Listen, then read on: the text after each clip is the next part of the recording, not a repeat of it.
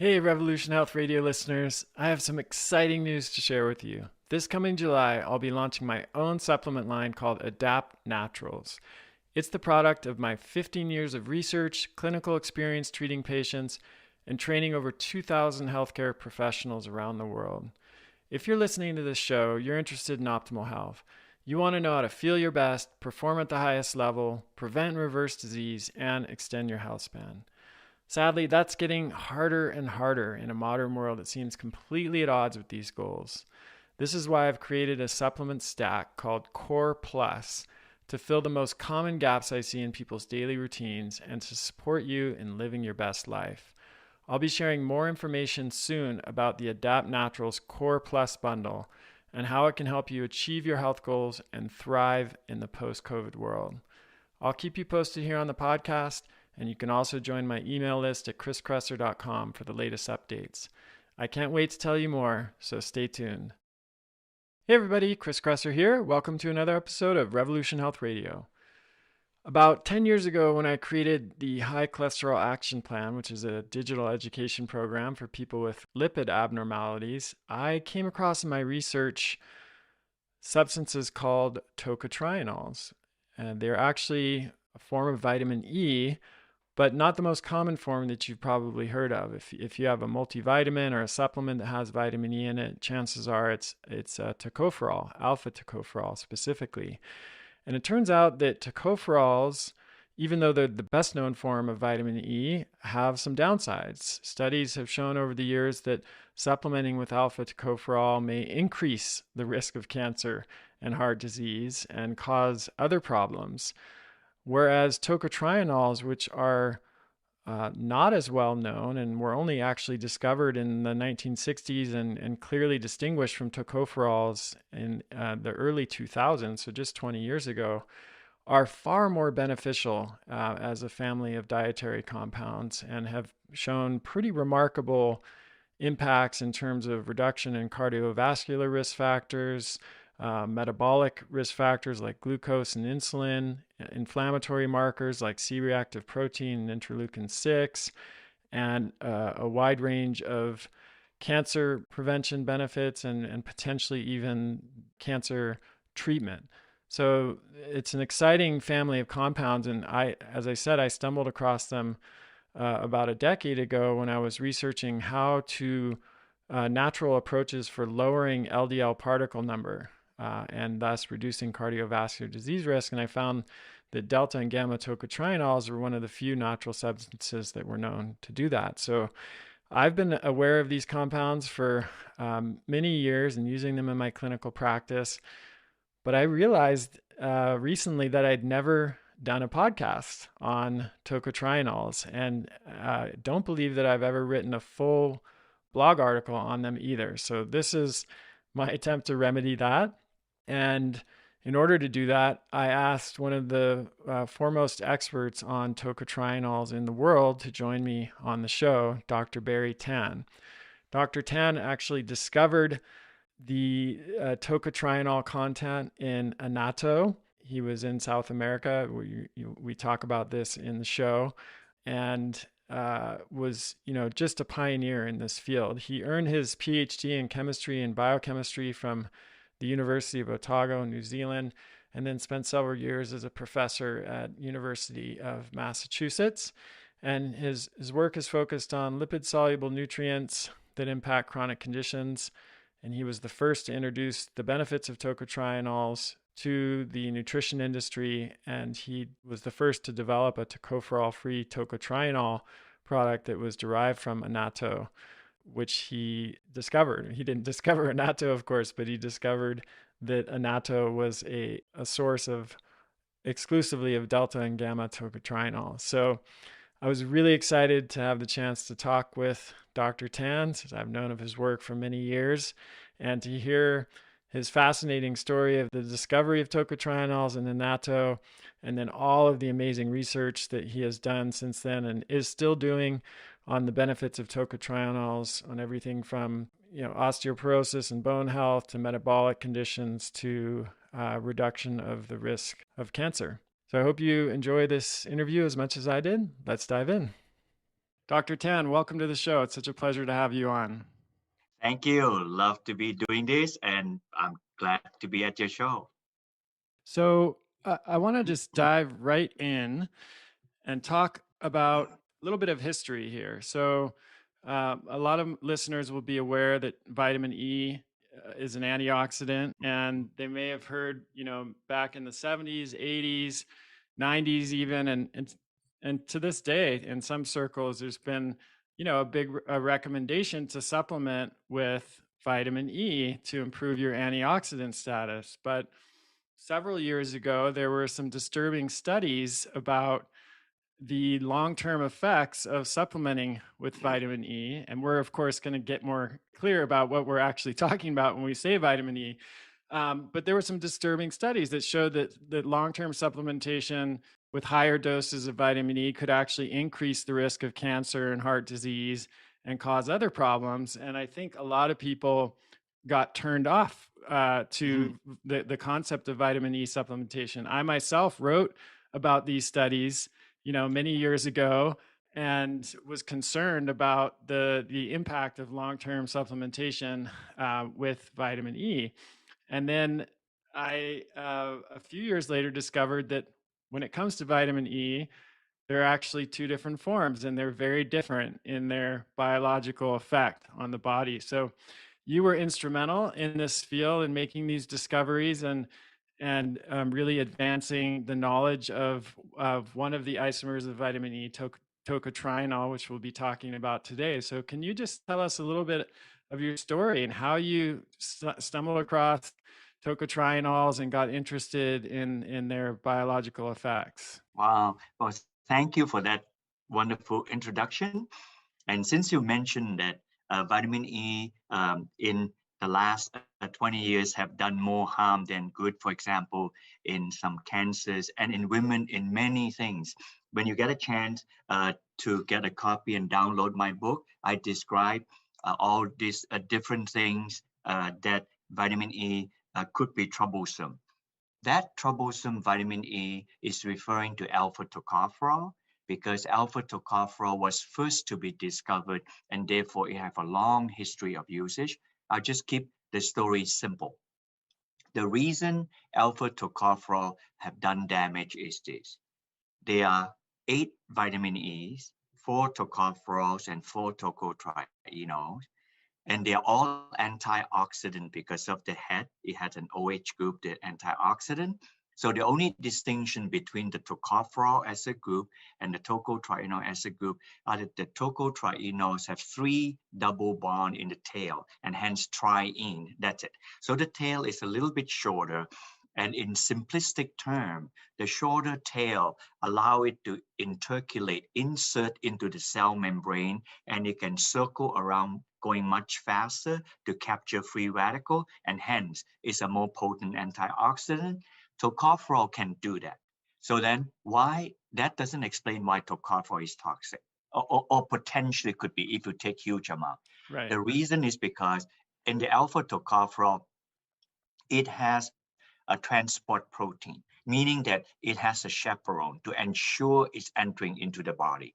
And when people take 400 milligram, 1000 milligram, even 2000 milligram, huge amount go in, is conserved and is not coming out.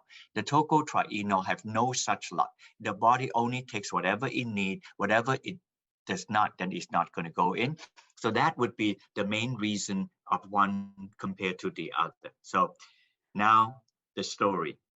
I went to South America about 25 years ago to look for lutein. I'm sure you have interviewed other people on lutein for the macula. At the time, it was 1989-90. Very few people heard about lutein. I did because my entire studies when I was an assistant professor at the University of Massachusetts here was on carotenoid. They are unconjugated double bonds. So I studied beta carotene, alpha carotene, the whole ball of wax, lycopene, astaxanthin, before people mouth this thing. These are now terms that everybody has heard of, but Everybody know, back yeah. in 1989, they were unfamiliar, right? Yeah.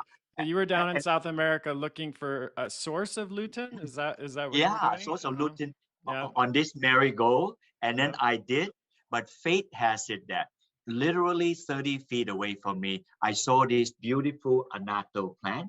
It looked like this. See, you can Yeah, see a young gorgeous. bee there like that. So I was in vibrant. South America, and then subsequently I've been to many countries. This is a very close up, almost like a picture perfect thing. This is I took it from Costa Rica, beautiful on the plant. I saw this plant. If you look carefully at this plant here, think of a fruit that you eat. You will always have a fleshy part. Where the fleshy part is in this fruit, the pod is the fruit. When I open the pod, the fleshy part is air. So you just see the seed and then the air. So it's a very unusual fruit in that it doesn't have a mesocarp, not unlike papaya, apple, pear, oranges, everything else you have. It's just empty.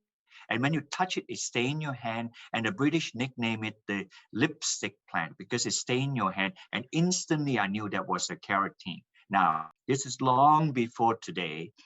I knew that among chemicals, probably one of the most unstable organic chemical is carotene, not omega-3 by a long shot. And if you know omega-3 is unstable, this would be far more unstable. In life, when you see carotene, like beta carotene in carrot, lycopene in tomato, you have to put it in a sauce and turn the heat up. I'm actually telling you something simple, but you got the gist. You have to cook it like this before you can see the oil turning color. That means that the carotene is well preserved inside the cytoplasm, individual cell of each of those, like that. That if you live in New England, where I'm in Massachusetts, think lobster, think crustacean. They are usually greenish, yucky green, bluish color. The moment you cook them, it immediately becomes brilliantly orange or pink. That means that in the crustacean, they deproteinate and the carotene come up. They are well preserved. All this to say, nature does it this way. This is the only exception to the rule. Because it's not bound to anything, it stays in your hand. I thought it was just, I have many thoughts in life. Most of them come up in a cul-de-sac, it would dead end. This is one of those that did not dead end. I thought there must be a powerful antioxidant that preserve this carotene from degradation. Little did I know it was tocotrienol. I was guessing it would be a polyphenol, that's antioxidant. That's it. It was a pure stumbling in it, looking for carotene like lutein, and then I stumbled onto this approximately 22, 25 years A very ago. serendipitous accident, right? And then it turned Yes, out, and we'll get into this more later, that you had stumbled on a pure source of delta and gamma tocotrienol, whereas palm and rice and other sources of tocotrienols have a mixture of delta and gamma tocotrienol, alpha and beta tocotrienol, which are less potent, and then tocopherols, which can actually interfere with the actions of tocotrienols, which we'll come back to. So, just sticking with the historical view here, that tocopherols and vitamin E as a family were discovered in, I believe, the 1920s or something, about yes, 100 years ago, right? yes, yes. When was tocotrienol discovered? When was it discovered that tocopherol was not the only form of vitamin E? Yes, it's a uh, actually you touch on something auspicious, if you can say it. It's exactly this year, 100 years ago, alpha tocopherol was discovered by two pediatricians in UC Berkeley. So it's a very American affair. They extracted and see that without the alpha tocopherol, the fetus is unable to get to full term. It is that, precisely that, makes alpha tocopherol and all the tocopherol and tocotrienol a vitamin.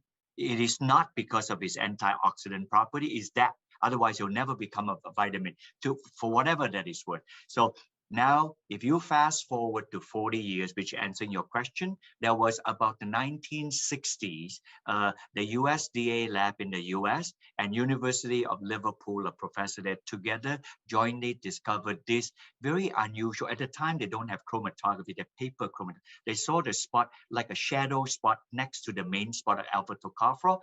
And at the time, if you look at old literature, now for normal tocopherol, you have alpha, beta, delta, gamma. Very simple, 4 Greek letters. But if you look at old literature, you will see nu, epsilon, zeta, and phi, tocopherol.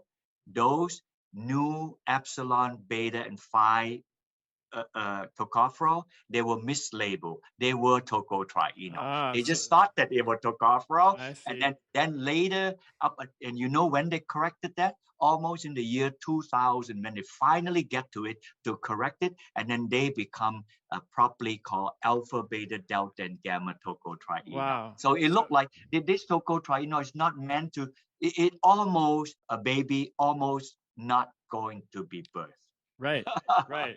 So you're saying they were, in some way, they were discovered, back in the 1960s, but they, at that time, were still believed to be part of the tocopherol family, and they weren't Mhm. properly distinguished as a separate family called tocotrienols, alpha, beta, delta, and gamma until just 20 years ago, basically, a Yeah, little over 20 isn't that years ago. amazing? It is amazing. Yeah, it's just and then the reason I got into that was 1982 was the year. I was much younger than I am now, and I'm still living in the same place. I'm in Hadley, Massachusetts, 2 hours inland from Boston, and I was an assistant professor at University of Massachusetts. And it was there I started to study palm and rice and discovered this. By that time, I already know about this tocotrienol. I wasn't expecting it in palm, and then I discovered this in palm. So my timing of getting in, not by design, by default. Much of my life is like this. I happen to be in the right place studying palm oil, and then I happen to be in South America looking for something else, and something got distracted me to do this. Now my life and career is arrested on this.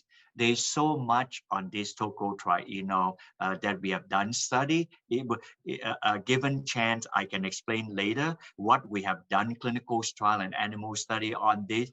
It would be amazing if our audience and listener would not seriously consider using this amazing phytonutrient given to us by nature. Yes, I have, as we were talking about before we started the recording, I've been fascinated by tocotrienols and using them in my practice for many years, and have been surprised that not many clinicians know about them, and even fewer patients or individual Yes. people know about them. So I am looking forward to diving into the benefits of tocotrienols, and how they can actually help us optimize our health in this modern world that we're living in, that unfortunately does have so many threats in terms of sources of inflammation and oxidative stress and all of the other challenges that we face.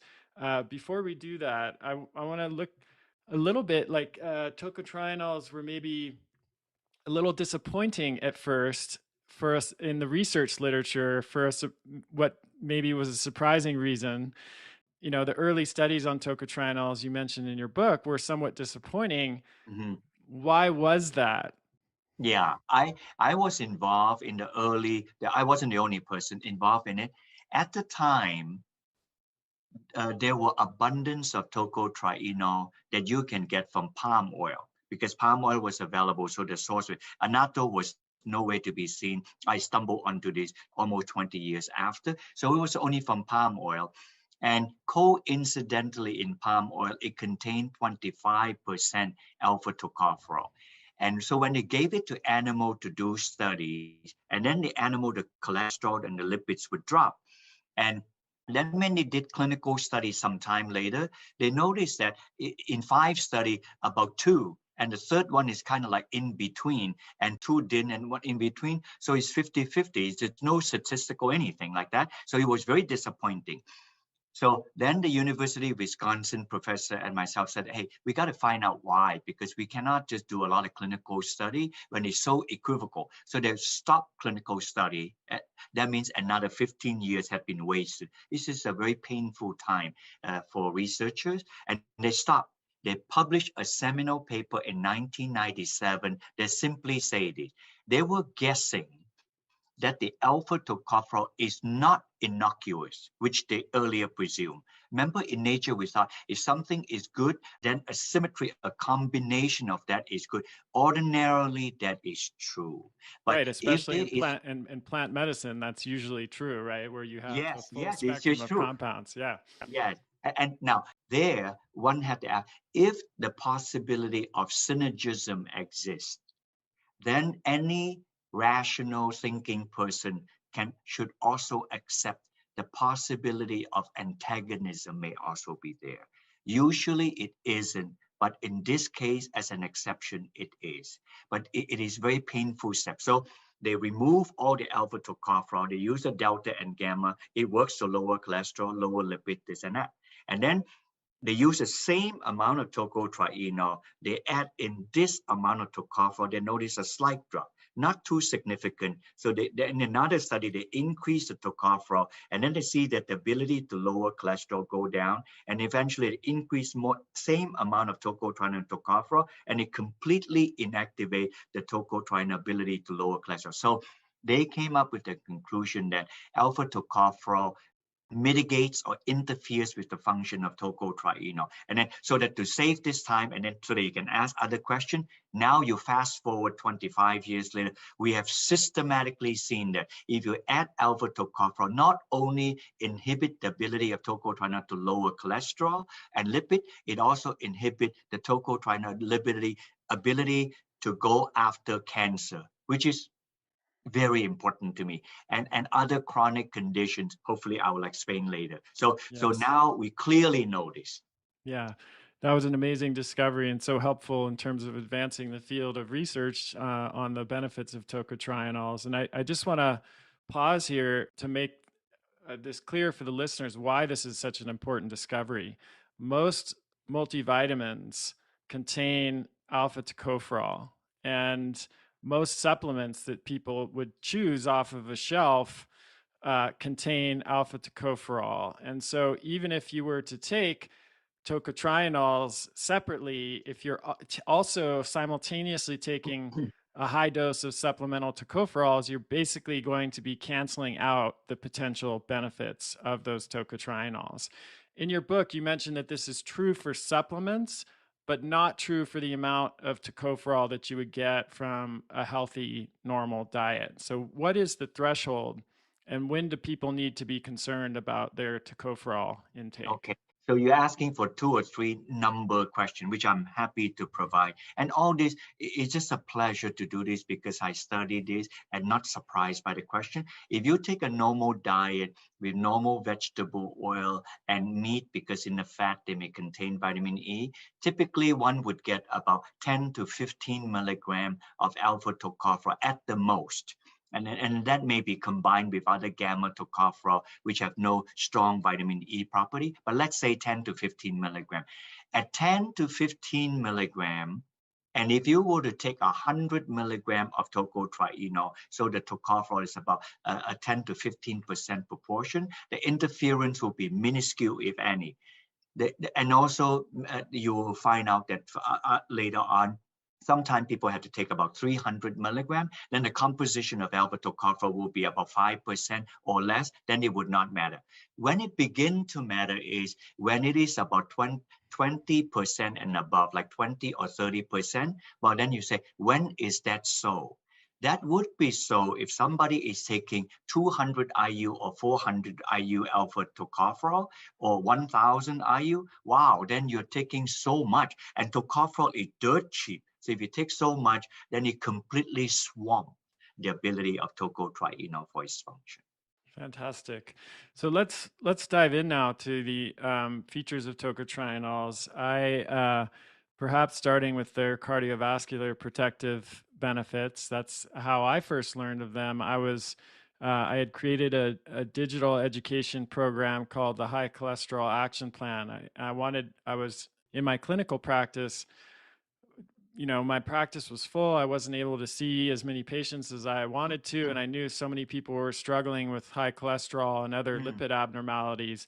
So I wanted to create an educational program that kind of condensed a lot of what I had learned in my research and treating patients and give people, tools that they could use safely on their own to improve their lipid profiles. And in my research, I had learned about the important difference between LDL cholesterol and LDL particles, and that LDL particles, according to many lipidologists, are really the driving force Mhm. behind heart disease, not so much cholesterol in the particle, but the particle itself.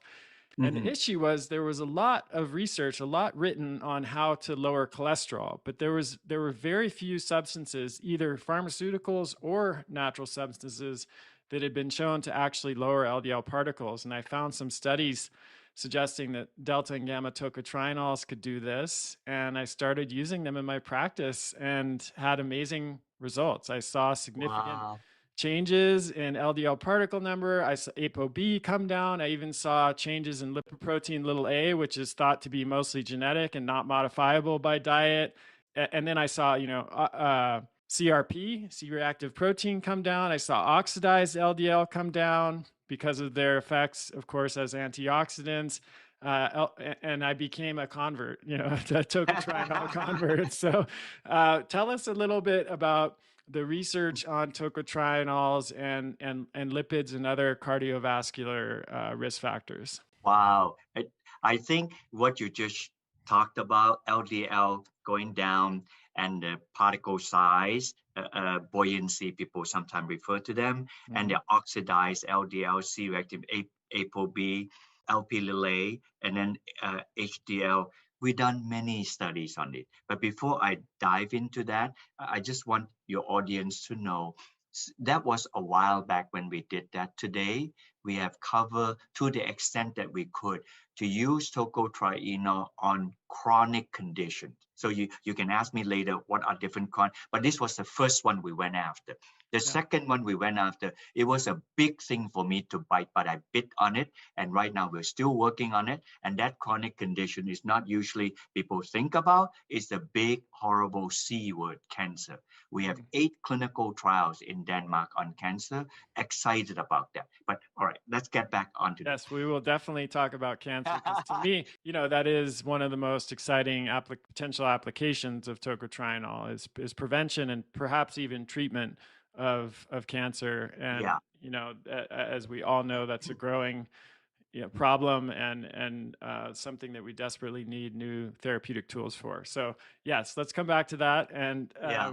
maybe we could talk a little bit about the mechanism, because this is a fascinating thing about tocotrienols is they reduce the activity of HMG CoA, which is the same enzyme that's targeted by statin drugs, which everybody listening to this is Mhm. is familiar with. So maybe we could start there. Yeah. Now, since you mentioned HMG-CoA, that is a pathway for making cholesterol. Yes. And if you look at they have a farnesyl group. If you look carefully on the farnesyl group, it's not so dissimilar from some of the side chain of a statin drug, which is classically used for lowering cholesterol. Well, this. I know the audience is not looking at this visually. If I block away the OH group, that whole thing is a farnesyl group. So when you take tocotrienol, the tocotrienol with the farnesyl group, it downregulates the HMG reductase enzyme for telling the liver to make less of the reductase enzyme, and therefore it's making less cholesterol. So it's a very gentle process, and hence we have never seen people complaining about muscle problem of any kind or CoQ10 drop of any kind that is a consequence of taking a statin drug. And if this were to be a tocopherol, I know the audience cannot see that, where my finger is pointing, there's a double bond here, 1, 2, and the last one is where my pinky is, those 3. If you remove the 3 double bond, then the tail would be a tocopherol. That is not a farnesyl anymore. That's a phytail. And a phytail is unable to downregulate the HMG reductase. Only this farnesyl could. And then while I'm at this, I know I'm stealing a bit so that I can give you maximum time to ask other questions.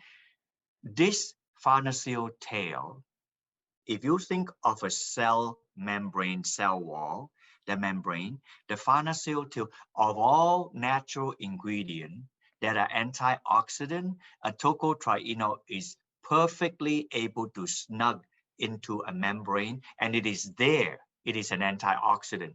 Otherwise, there are so many antioxidants. Pick one. It's resveratrol, Yeah. astaxanthin, very powerful and well known. they are not going to compartmentalize here. Why? If I have a structure in front of you, but you just have to trust me on it. Resveratrol, for example, have four OH group, hydroxy group, and astaxanthin have about two or three. So it is a two-headed snake. So all the OH group is making it stick out. Nothing is able to stick into the lipid membrane. This molecule can. You see the OH group here, it sticks out. This entire tail has to go into the membrane. So I have never seen in nature provided like this. And there was an Austrian professor in the 1980s. He decided to answer this question so long ago. He decided that if I boil it down and extract all the antioxidant from a cell, what are those antioxidants? Coming up right on the very top, which means about 90% of it, they are tocopherol and tocotrienol. And the remaining 10 are CoQ10 and a smidgen amount of beta carotene like this. No other mention of any other. They're not there. They protect elsewhere, but not the cell. And the cell is what we need the most protection. Sorry, I know you didn't ask this question. That's I have okay. to insert that in. No, it's great. Eventually, I'd love to do video podcasts for this reason, so we can show people instead of just telling them. But I just want to linger on a couple of things here because I think they're really, really important. The first is that in your book, you refer to the action of tocotrienols and the HMG CoA enzyme that statins affect as discriminate cholesterol reducers. So in other words, they do it in a way that is, you said, more gentle, but also more discriminate, whereas statins maybe have more, if we could use an analogy, or more of a sledgehammer in terms of, just slamming the HMG enzyme so that no new cholesterol, very little cholesterol is produced. And that, of course, has potential downsides. If you inhibit that whole enzymatic pathway, you're not just reducing cholesterol, you're reducing CoQ10 and other important substances that come out of that pathway. Whereas with tocotrienols, not only do they have a more gentle impact on that enzyme, they don't seem to interfere with CoQ10 production. And that may explain why, and this has definitely been true in my experience as a clinician as well, there are really no side effects when taking tocotrienols compared to statins, where people can experience, in some cases, pretty serious myopathy, sexual dysfunction, and even, severe disorders like rhabdomyolysis in some rare cases. So I think that's a really important, function of tocotrienols that I want to just make sure everybody understands. The other piece of this is it looks like tocotrienols, they don't just affect cholesterol, they can also reduce triglycerides, which is a very important function when it comes to both cardiovascular and metabolic health. Do they do that? What's the mechanism for that? It's the impact on the liver, but through a different pathway, I assume. Yeah. The triglyceride pathway is less studied than the cholesterol, and even though less studied, it brought on to my understanding that it had greater clinical significance. We were studying people who have high cholesterol, otherwise not diabetic or pre-diabetic, but we kind of like consistently noticed that the triglyceride drop. The mechanism is on tocopherol, the triglyceride drop, and the triglyceride synthesis is another pathway called SREBP, some other related thing. And then, so anyway, I put it in the back of my head, noting that the triglyceride drop. As a lot of you know, I moved to Utah a couple of years ago, and it's a super dry state. I do a lot of mountain biking, hiking, and skiing. And when I do those activities in this dry of a climate, it's crucial to avoid getting dehydrated, and that's where Element comes in. What a lot of people don't realize is that healthy hydration isn't just about drinking water. It's about replacing water and electrolytes, which makes sense because you lose both water and sodium when you sweat. so both need to be replaced to prevent muscle cramps, headaches, and energy dips.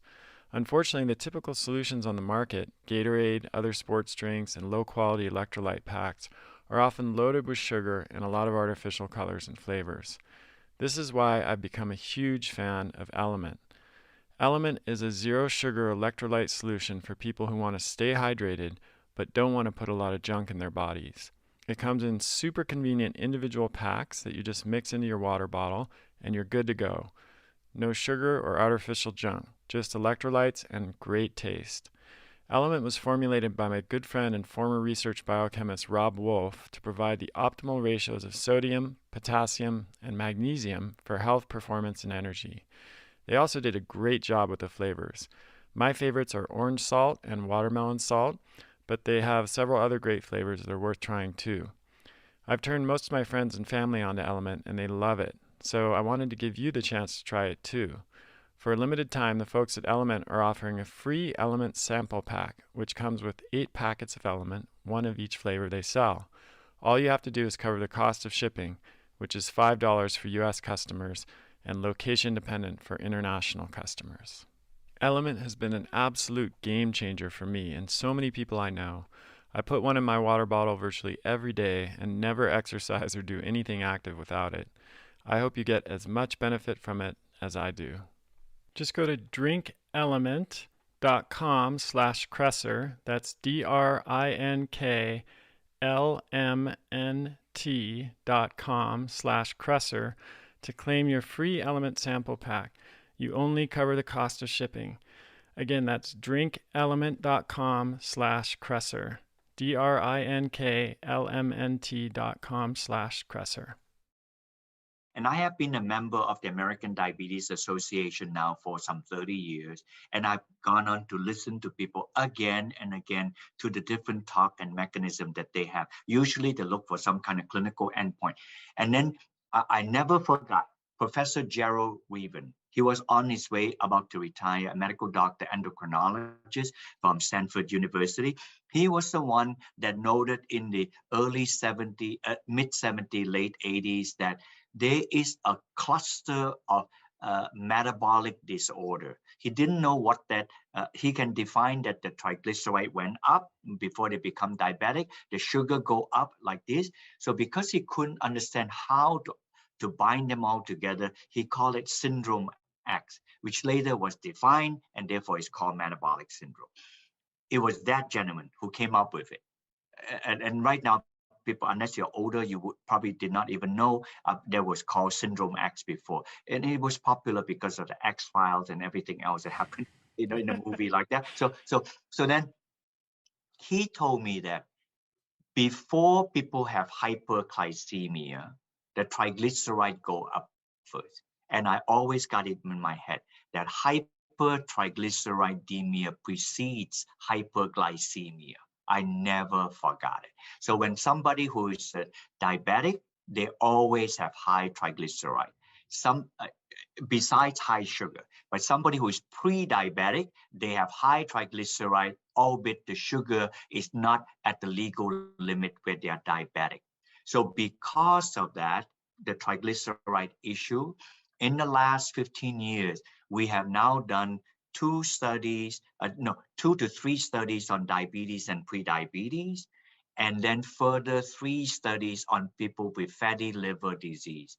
And I'm proud to say, I'll give you the bottom line. I'll let you ask me specific question. In the diabetes and pre-diabetes, we consistently see that the management of the lipids is controlled and the sugar is under control. When we say sugar under control, we measure it a little bit more symptomatically than more emotionally, so to speak. Emotionally means we'll look at the fasting sugar the next day, something like that. It's an important number. A1C would be what it maps about the sugar in the last 90 days. But we went further. We wanted to see how this is with the insulin. And the American Diabetes Association said that you should measure this with the insulin as well as the sugar together. They call it the HOMA IR. That is the homeostasis, so that you can look at the insulin and sugar together. When we saw that the HOMA IR was able to drop, we know for sure that is controlling the sugar and also increasing the sensitivity of the insulin. Ladies and gentlemen, tocotrienol is able to increase the sensitivity of insulin. That is big. With that, then you can see that the controlling of the sugar is coming back. So it's from outer kilter to in kilter. So encouraged by that, we went all out. My company is a small company. We went all out to study 3 month study and then a 6 month study, finish and publish and work. And now we're completing a 12-month study on people with confirmed non-alcohol fatty liver disease, which is another side of metabolic syndrome like that. We saw three things. The inflammation is in control. The liver enzyme AST, ALT is in control. The sugar, including the HOMA IR, is in control. We even saw that the extent of steatosis, the fat in the liver, and fibrosis also in control. Ladies and gentlemen, this is a nutritional supplement. So I am so thrilled because approximately 25 to 30% of Americans have fatty liver. You would think about 30 years ago, such kind of cirrhotic liver would have come from alcohol drinking. Of course, that still won't go away, but who would have guessed by consuming high amount of fat, especially saturated fat, you can also have liver that looks cirrhotic, like somebody damaged by alcohol. Yeah, and lots of processed and refined carbohydrates play a big Yes. role there with a non-alcoholic fatty liver, and those numbers continue to go up, unfortunately, every year. So again, having a tool, a natural and safe tool to combat that is just remarkable. I know from your book and from research that I've read that the mechanism for many of those benefits is thought to be that tocotrienols activate PPAR alpha, which is a protein that controls the genes that are involved with burning fatty acids for fuel.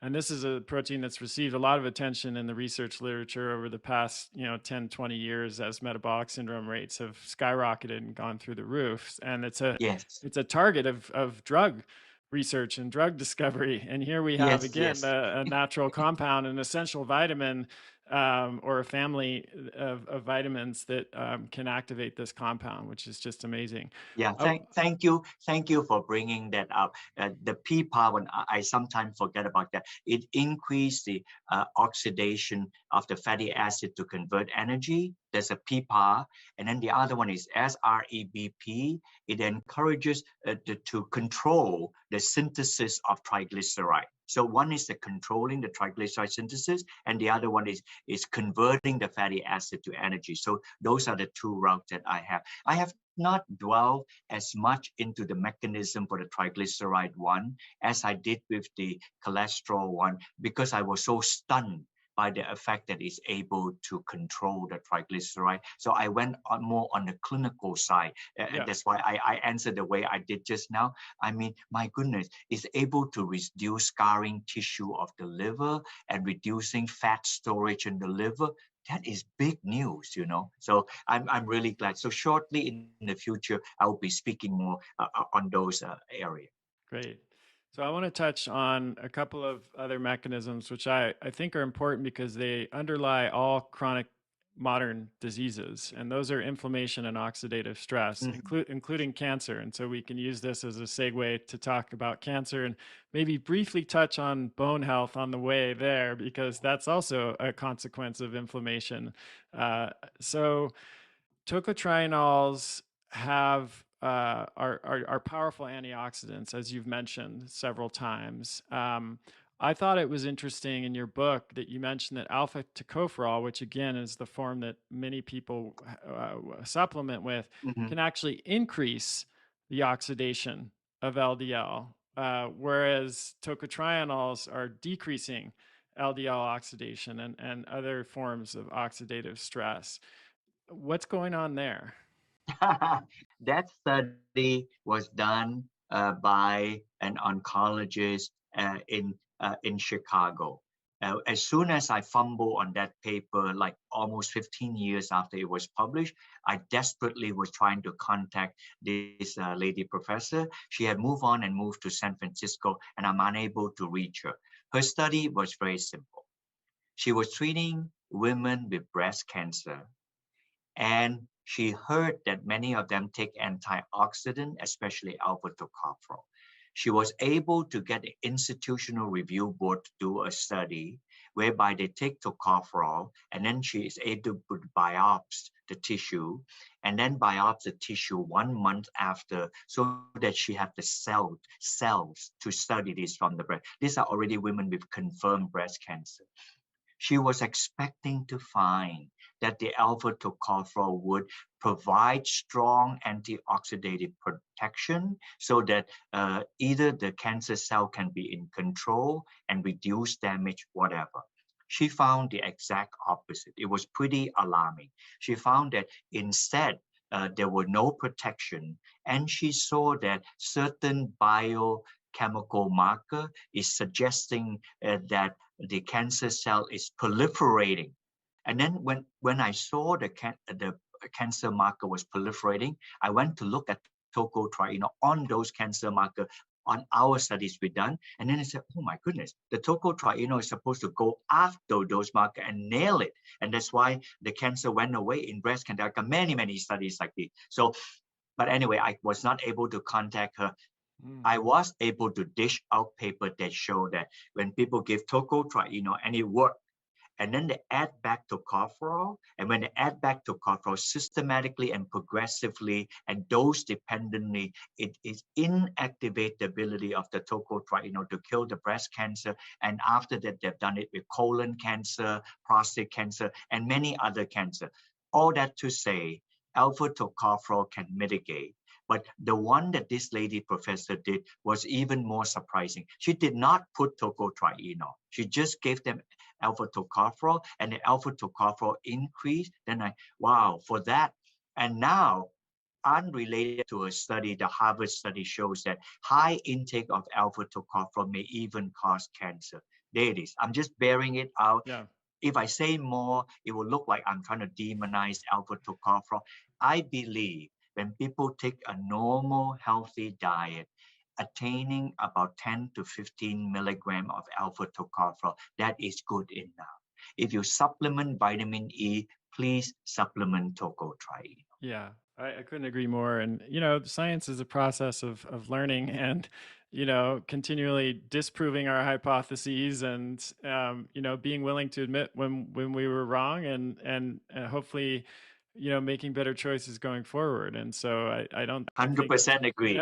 with alpha tocopherol, that's the story. And it's not just, that's been the story with many, many other things that seem promising initially and then turned out to be not so promising. We also have a tendency in this country, especially, to think if a little bit of something is good, then a lot of it must be better, and that's not always the case, right? As we've learned with alpha tocopherol. So I want to touch briefly on the anti-inflammatory properties of tocotrienols, Yes. because those are pretty remarkable. And like I said, and everybody who listens to this show knows, inflammation is at the root of all modern disease. So anything that's anti-inflammatory is going to, by definition, have a wide range of impacts across a wide range of inflammatory conditions. So in your book, you just highlighted a few of the studies mentioning inhibition of nuclear factor kappa beta and TNF alpha, C-reactive protein, MDA, and nitric oxide, which are fairly specific to cardiovascular disease, but also players in many other inflammatory conditions. And that delta tocotrienol has specifically been shown to reduce inflammation and restore mobility in people with arthritis. And they've also been shown to increase total endogenous antioxidant status. So that's a pretty impressive spectrum of anti-inflammatory activities. Yes, that will be. Now, on this, you mentioned some of them, NF-kappa B, tumor necrosis factor, antioxidant status. We consistently see this in animal study and also in clinical study. But I'd like to talk about the inflammation this way. I got onto this inflammation thing because Paul Ritger. You should write his name down and look at him. He's a person that popularized and underwrite the understanding of C-reactive protein. Professor Paul Ritger, R-I-D-K-E-R, Harvard Medical School professor. He spent 25 years to publish so many studies on C-reactive protein. When it's all said and done, in your lipid panel, there's only one thing to look for you to measure your CRP. That is it. Okay, that's amazing. Recently, how did he come up with it? He said that half the people that have cardiovascular disease that turn really bad potentially have high cholesterol and oxidized LDL, like you mentioned earlier. But the other half of people who have cardiac arrest and problems like these have high inflammation. So he set out the path to study what would be a reliable way to study inflammation. And this C-reactive protein, which is about 30,000, 40,000 size molecular weight protein that is under stress, is being synthesized in the liver and ooze into the blood that you can easily measure.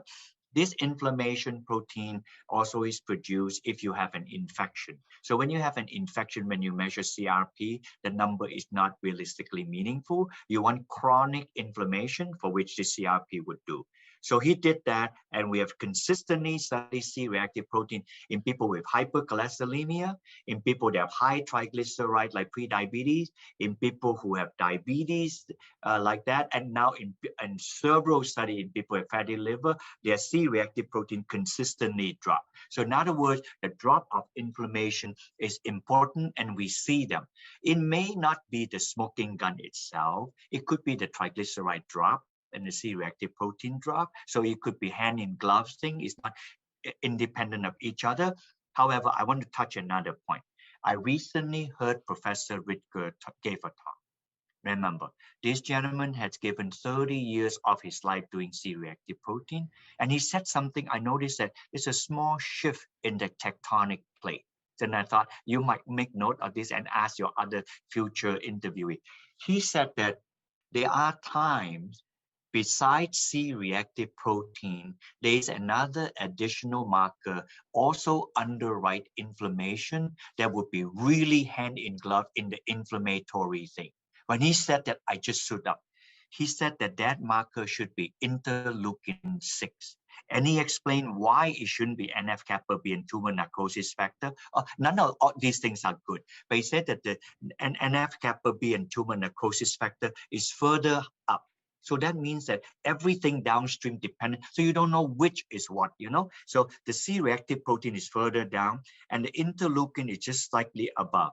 And then when he said that, I went back to go on all our study that we did interleukin 6 and they systematically dropped. And when we studied, we just tritely said that, you see, it also contained inflammation. But this is not what Professor Ritger said. He said that this interleukin 6 is important. So I must tell the audience here, sometime I do something, I haven't fully got the foggiest idea why I did that. I did that because I genuinely know it's information. And then somebody told me, I said, and then look, so there's no way I can contrive to make my number funny. I'm just doing it. I'm hoping that in science, if my name would end up in any place someday when I'm long gone, is that I give my best shot at it. And if it works, then I should let the world know. It's very pleasing for me to find out I did this and somebody else say later that this interleukin 6 is hand in glove with C-reactive protein. So inflammation is important, hands down. Tocotrienol will reduce inflammation. Oh, that's great, because that was one of my questions that I had written down, because we test interleukin 6 and C-reactive protein on every patient that comes into our clinic. And I did see changes in both of those markers with tocotrienol. So I was going to ask you if you'd actually studied that, because I didn't see it in the ebook. Great. So let's talk about. By the way, the reason I did not put it in the ebook is because I did it, but I didn't know it was so important. Right, And right. everybody know about CF. But No, I now, got that. now in my next thing, I will put it in there. Okay. All right. Sounds good. Let's do you have a few more minutes, Dr. Yes, Tan, to yes, talk yes. about? Okay, great. So I want to talk about cancer. This is, all of the other benefits we've talked about so far are amazing in and of themselves, but as we talked about, the effects on cancer are perhaps the most exciting potential clinical applications of tocotrienols for so many reasons. So maybe we could start with just again mechanisms, and I understand these aren't all fully understood yet, but we talked earlier in the show about tocotrienol's ability to inhibit the HMG CoA reductase enzyme, and that is of course the pathway for cholesterol production in CoQ10. But it plays a unique role in cancer too, where cancer can hijack that enzyme to spread cholesterol through the tumor and make it worse. So it's been discovered that tocotrienols affect that enzyme, and that may be one of the mechanisms by which they impact cancer risk. Yes, there'll be. I would explain it. How about I'll leave the two last. I know it's going to be brief. There are many mechanisms that would like cell signaling thing. There are so much of them, mess of them. I almost don't want to accept them because they're very primary in the holy of holy, where the nucleus is to make some kind of signaling thing. And you will see a whole lot of these published in tocotrienol. The two that I hold strong pillar to, one, you mentioned cholesterol. In the making of any cell, including cancer cell, they have cell wall. And cell wall contain the highest content of cholesterol in order to get the fluidity and the movement of the cell. And when you take tocotrienol control the intracellular structure of the intracellular structure of the cell membrane by controlling the synthesis of the de novo cholesterol right there. So that's it. So because it controls that, and several authors have published on this. So if you need it, I can send you those paper as review paper. Great. By the Yeah. way, yeah, Go ahead, another please. time I can explain how that is also critically important for the infection of COVID. You have to take another interview of me. It is a very tantalizing topic on the COVID, where the entrance of the virus is also through lipid raft that is lined with cholesterol. But that's another topic, another time. So that's Okay. one a major mechanism. The other mechanism would be when the cancer is more than 1 millimeter in diameter. So you use the ruler, you can see 1 millimeter diameter, So when you have that, a tiny tumor is formed.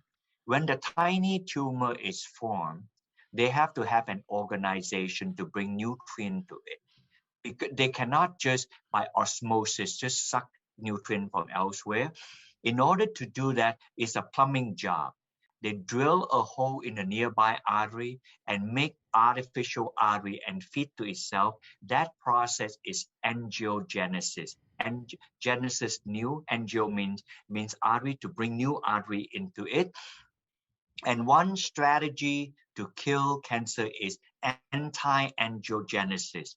In other words, you create a system to chop off the feeding tube to feed the tumor. And if it is wired to grow like a dinosaur, it would also die like a dinosaur fast if it doesn't have the food. So therefore, tocotrienol is one of the most potent anti-angiogenic agent. So the two mechanisms would be the stifling of the cholesterol that you mentioned, and the ability of the tocotrienol to perform anti-angiogenesis on the tumor itself. So those are the two major reasons to go after the cancer.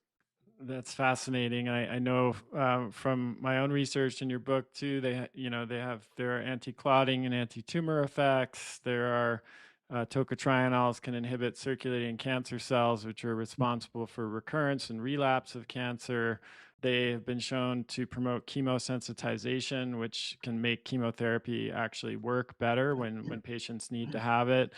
And there are specific studies showing benefits in recurring ovarian cancer, and that tocotrienols may inhibit signals that estrogen sends to breast cancer cells. So, there could be a benefit there in estrogen positive breast cancer. So, so many exciting Yeah. things to explore in terms of the impact on cancer cells. Let's talk a little bit about how people can actually utilize tocotrienols. One thing that is important to make clear is that unfortunately there are not really any sufficient dietary sources of delta and gamma tocotrienol. Unlike some other compounds that we study for these kinds of benefits that you can find in significant amounts in food. Delta and gamma tocotrienols, it's not like we can just eat more apples or strawberries or something and get a therapeutic dose of Mhm. tocotrienol. Yeah. In terms of a protocol, I would say this. But to set the baseline, in a typical American diet, I did a study one time to try to find out how much. In a typical American diet, we probably may get up to, but no more than 5 milligram tocotrienol in a diet. And then that's somewhat comparable, a little less than tocopherol, which I mentioned, about 10 to 15 milligram, Right. unless someone eat a lot of palm oil, but we're not in the US drink a lot of palm oil. And then there's some thoughts that people may not want so much saturated fat from palm oil. If you in South America, you take a lot of annatto, which I discovered from the plant, then you might potentially can able to get about 10 to 15 milligram tops. So 5 milligram or less is what we expect. I would say this on taking. If a person is healthy, you have no other condition of any kind whatsoever, no family history of this and that, probably 100 to 200 milligram tocotrienol as an antioxidant protection will be adequate. How did I come up with that? We came up with that when we studied healthy elderly. We gave them 125 milligram and we measure the MDA, mevalonic acid, and then we measure the antioxidant status, and then the C-reactive protein. I don't remember one or two other things. And we noticed that they were good for people who are 60, 65 years old. So they otherwise not anything happened to them. Then a mild chronic condition from pre-diabetes to diabetes like that, then probably or a family history of breast cancer, of other cancer, or tend to be overweight or something like that, or high triglyceride, then 200 to 400 milligram would do it based on a clinical study. It would be only on malignancy and things like that, which we have shown in study with people with pancreatic cancer, and certainly ovarian cancer published. The other three not yet published are colon cancer, lung cancer, and breast cancer. I'm just holding my breath when that would be published in the next 12 to 24 months. And it'll probably come back suggesting somewhere between 400 to 600 milligram. Remember, they are that high because they are already malignant changes. It's a little different. Yes, it is a chronic condition of sorts. So you have it 100 to 200 milligram normal for antioxidant protection, 200 to 400 for some of those milder condition chronically. Usually is a dysmetabolism of your metabolites in your body, metabolic syndrome in other words, and then 4 to 600 milligram on malignancy type stuff. Fantastic. And I know also at those higher doses, it's important to do a divided dose where you don't want to exceed 300 milligrams per meal, just because the absorption won't be as good as if you took it more than one dose. Yeah, thank you, Chris. I know that you fill in the blanks for me, which I wrote in the book, but sometimes I speak so fast I forget. That's I okay. Well, always take. I'm a clinician too, so I'm always thinking about how people actually do things, and Yeah, trying thank to make you. sure. I would say that because tocotrienol is a lipid, just take it with a meal. A good Yeah. 1/2 of it will be absorbed just by taking advantage of the emulsification and your bile salt that add together and absorb it. Do not take tocotrienol that is previously emulsified, particularly with synthetic. I'll show you a picture of this. I don't usually show too much. Look at it. Look Oh at yeah. the annatto Wow. thing. The Yeah. 300 milligram is small, and Yeah. somebody else's 200 milligram is huge. So it Yeah. raises the question on, it's so huge because they put so many artificial synthetic. If Right. you put artificial synthetic thing, if you put in detergent, you solubilize it, of course it's going to absorb. But I don't want to do that. I want to take advantage of my body, with only one exception. If your audience have malabsorption, because they have gallbladder taken off, or they have otherwise a dysfunction of the fatty acid metabolism thing, then in that case, you may have to take it with a teaspoon of MCT, a phospholipid like lecithin, like that. I know you can do that, but otherwise, for the normal audience, just take simply with a meal. That would be Food. just. Yeah. Well, I want to let everybody know who's listening. You may have heard the announcement. I'm launching my own supplement line called Adapt Naturals in July, and it's going to feature a set of products that are designed to, what I think pretty much everybody needs to promote optimal health and longevity. And you won't be surprised, Dr. Tan, to learn that tocotrienols are going to be a part of that Wow, stack. thank you, thank you. So, when I thought of nutrients like that just have, incredible benefits across a wide spectrum of inflammatory conditions.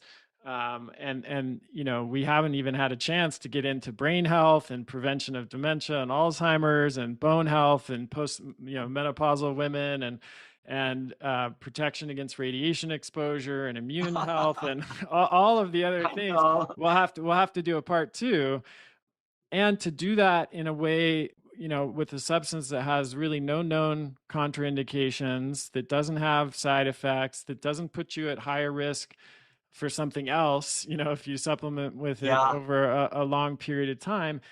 In my 15 years of doing this work, I haven't come across many compounds that fit those criteria. And so yeah. I'm definitely going to be including this, and we'll have more information about this supplement stack and how you can take advantage of tocotrienols in the near future. So everybody stay tuned for more on that. And Dr. Tan, you are a wealth of knowledge. I want to salute you and thank you for your pioneering work on tocotrienols. I think I've already benefited as a clinician and have been able to help so many people with everything from lipid abnormalities to metabolic issues to other inflammatory conditions using tocotrienol. So I just want to personally thank you for your contribution in this area, and would love to have you back for part two. I know we chatted about GG as a potential topic, and then when the studies on cancer that you mentioned are published, I would love to Yeah. chat with you about the results of those as well. Thank you so much. If we were to do this in another year or so, even on the tocotrienol, I've forgotten to mention, we have a 2-year-long study on men and women with obesity, which is carrying a lot of burden, and we gave them a tocotrienol. That study, we're finishing up a fatty liver disease study, 12 months long, that study. And then the third one, all the cancer study. So the tocotrienol is worthy of a talk like that. The GG one is just dramatic. I don't want to add anything because we don't have the time here. The GG one clearly is for the synthesis of menaquinone 4, CoQ10, and muscle. Muscle for myopathy, for people who take statin, and muscle for the elderly who loss of muscle mass like sarcopenia. Those are big issues that GG can mitigate. So I'm so grateful you gave me this chance to talk. I love to come on your thing and able to provide the information. So it's a blessing to you and I, and also to the audience that would hear this. So thank you so much for inviting me.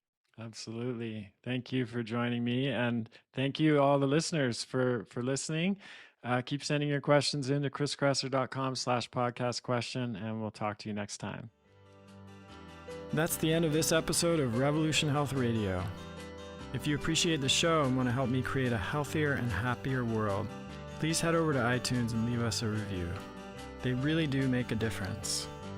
If you'd like to ask a question for me to answer on a future episode, you can do that at chriskresser.com/podcast question. You can also leave a suggestion for someone you'd like me to interview there. If you're on social media, you can follow me at twitter.com/chriskresser or facebook.com/chriskresserlac. I post a lot of articles and research that I do throughout the week there that never makes it to the blog or podcast, so it's a great way to stay abreast of the latest developments. Thanks so much for listening. Talk to you next time.